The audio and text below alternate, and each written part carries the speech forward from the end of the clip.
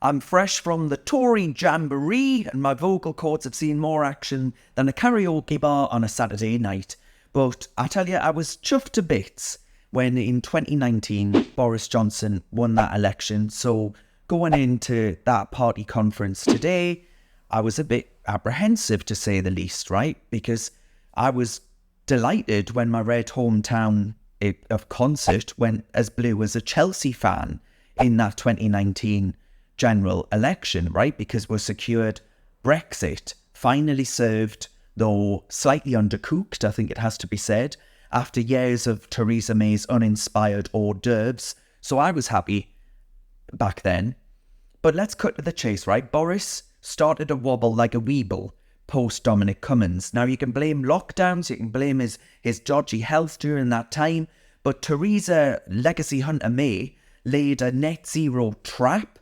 And if you ask me, Boris Johnson willingly plunged in, gussying up her green folly like it was a catwalk at Fashion Week. Because Rishi coming in and saying, actually, to hell with the timetable that Boris Johnson has set out here for electric cars, for gas, getting rid of gas boilers and all of these other things, adding on massive costs to everyday consumers.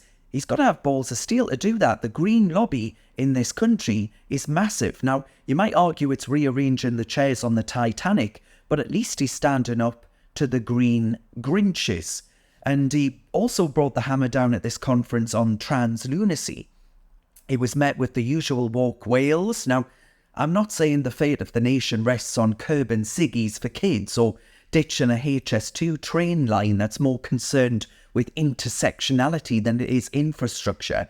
But Sunak's got more backbone than Boris ever did, if you ask me, at least in office. And he's light years ahead of Sir Keir Mr. Woke Starmer himself. So here's the deal, right? I come away from it of the view that Sunak might not be the messiah, but if you're worried like me about the state of the union right now, just wait until Sir Keir Starmer and his tribe of tofu-munching lefties take the wheel, because that, my friends, that would be the real crash and burn. So if Rishi keeps this up, then I might be impressed. Have you got what it takes to be a reasoned presenter? Well, send us a short clip of yourself to join@reasoned.uk and we might be seeing you on this very channel very soon indeed.